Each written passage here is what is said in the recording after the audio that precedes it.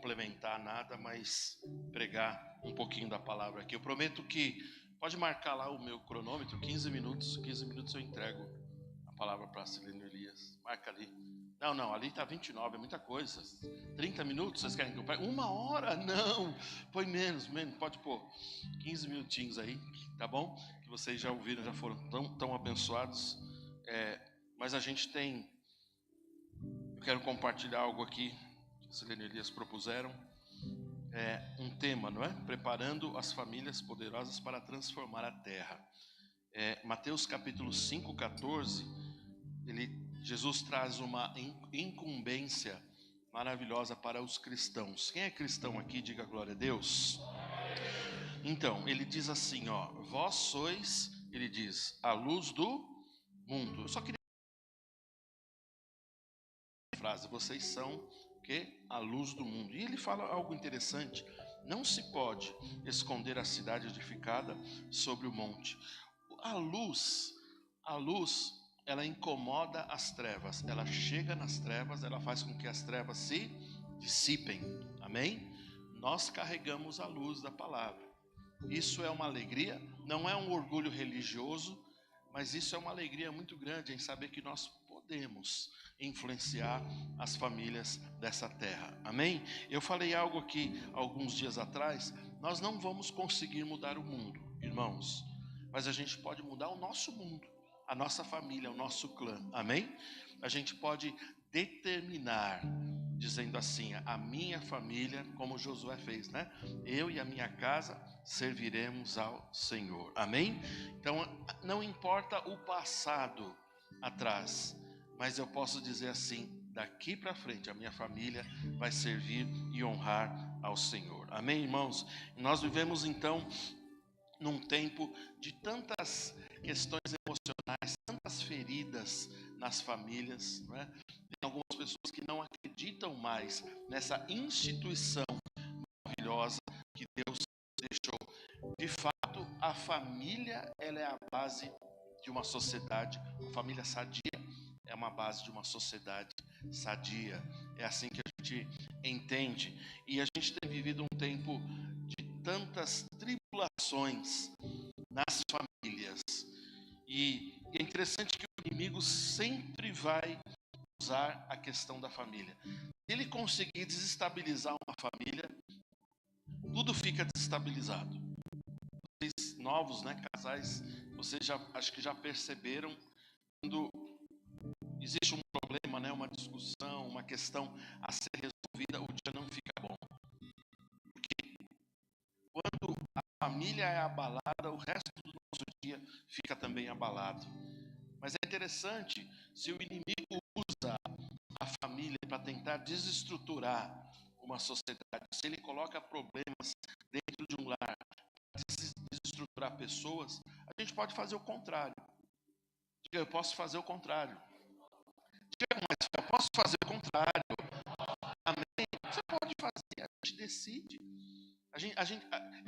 Eu sempre falo aqui, nós cristãos somos muito místicos. Muitas vezes somos místicos, a gente fala assim, Deus vai fazer, o tempo de Deus vai fazer, as coisas vão acontecer.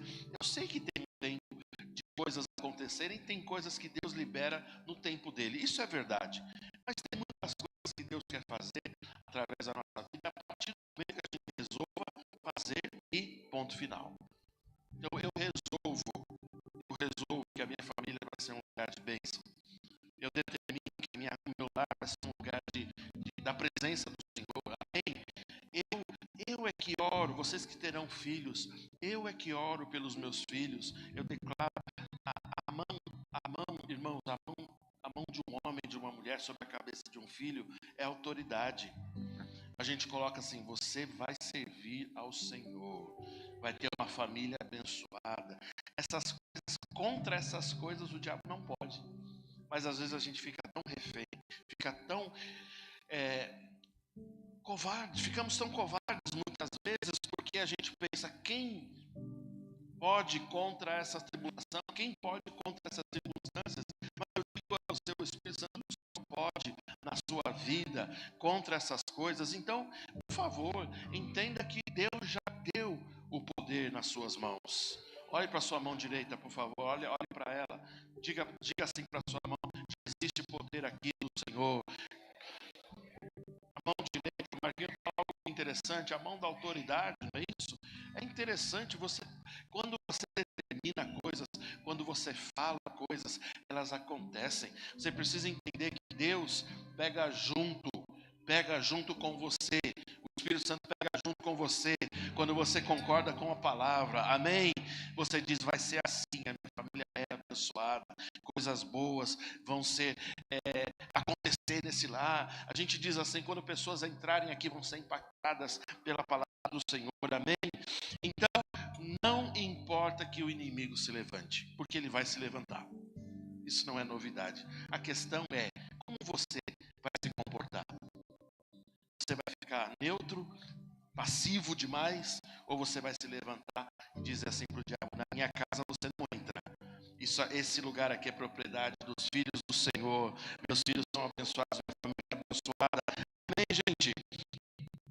Muitas vezes não é nem o diabo que está fazendo reboliço na casa das pessoas. Muitas vezes é falta de um posicionamento, principalmente do homem da casa. O homem da casa, ele precisa se levantar. A mulher, ela vai junto com ele, mas o homem precisa ter autoridade. Ele não pode ser passivo. Ele precisa dizer: na minha casa quem manda sou eu. Não como um machão, mas ele está dizendo assim: a autoridade Deus me deu para abençoar esta casa. Amém? Você entende isso? Amém? Antes de transformarmos a terra, a gente começa transformando as nossas casas. Antes de Deus mudar as cidades, Deus muda as famílias. Antes de Deus levantar grandes ministérios, Deus fortalece pais, mães e filhos.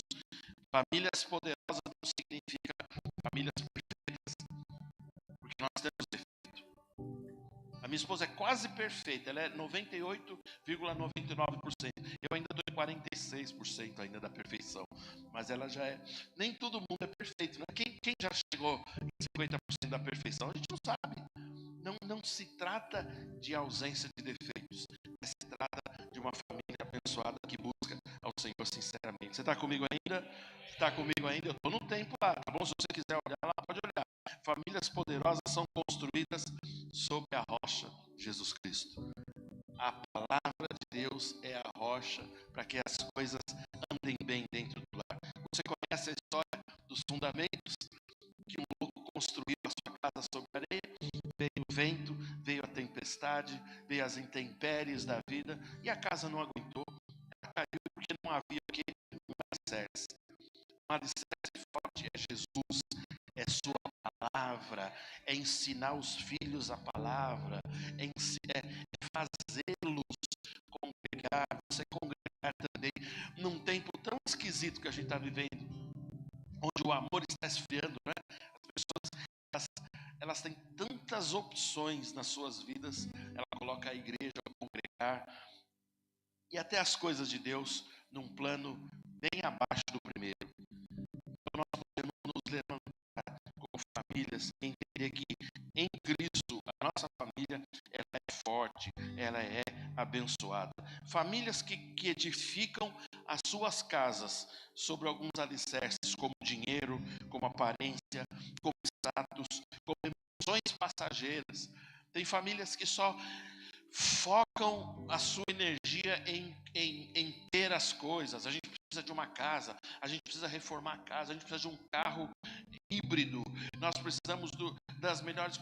Tudo que é firmado nessas coisas é fraco, destrói rapidamente, porque quando vem o tempo e as intempéries, nada disso segura. Agora, uma família que constrói a sua casa sobre a rocha que é Jesus, então a rocha, Jesus vai nos ensinar a oração, vai ensinar a palavra para os filhos, vai ensinar a ter o perdão, a ter o respeito, a ter a comunhão, a ter o temor a Deus. Amém, meus irmãos? Uma família espiritualmente forte, ela se torna referência para os outros. Olha que coisa boa. Eu disse que nós provavelmente não vamos mudar todo mundo, mas nós podemos mudar aquelas pessoas que estão ao nosso redor. Você já imaginou as pessoas entrarem na sua casa e perceber que o seu lar é um lar de milagres? Perceber que existe uma presença poderosa ali, não é perfeição, não é uma ausência de defeitos, mas é uma presença constante do Senhor, o Espírito Santo. E as pessoas muitas vezes elas vão falar, eu sinto algo diferente aqui, mas elas não somente vão sentir, mas vão ser abençoadas e vão ser tocadas. Amém, meus irmãos? Quando nós entendemos isso, nós temos uma missão como pais, de replicar isso aos nossos filhos. E quando você tiver os seus filhos casados, eu e Sazinha, nós temos nossos filhos casados, uma parte da nossa missão está como que completada, vocês também, não é, Silene Elias, outros casais aqui, quando a gente vê que eles não necessariamente casar, não é? Porque a gente precisa dar opção. Tem gente que prefere ficar solteiro, não tem problema nenhum, não é? São opções que as pessoas fazem. Mas quando a gente vê que os nossos filhos foram criados e hoje eles estão seguindo a vida deles, de que forma? Pautados na palavra e nos caminhos do Senhor. Amém? Então a gente vê que a gente completou uma missão da nossa vida. Que coisa boa! Que coisa boa! Deus agora talvez nos dê uma missão diferente, de continuar cuidando da igreja, porque vocês de alguma maneira são os meus filhos. Por esse tempo vocês são meus filhos. Amém? Vocês me respeitem, viu? Que eu sou o pai de vocês, viu? Se você sai, se pegar a minha mão, Deus vai pesar a mão em você. Amém? Eu acho que eu vou instituir isso na igreja, Silene Elias. As pessoas, pastor, a bênção, né? Aí eu faço, beijo a minha mão, não é? Fazer assim. Eu estou brincando, eu nunca faria isso com você. Mas eu quero que você entenda que nós temos sempre missões abençoadas e tudo volta, sempre volta à família. Sempre volta para a família. Eu pediria mais uma vez a você que não tem uma família do modelo que a gente muitas vezes apresenta, e as pessoas às vezes ficam chateadas, a minha família não é assim, eu sou divorciado, sou separado, eu sou mãe solteira, não importa. Uma das primeiras mensagens que o Robertinho pegou, ele falou, Deus faz com que o solitário viva em família. Não importa a família que você tem, nós estamos numa grande e abençoada família aqui, amém? Irmãos, valorizem isso, valorizem isso.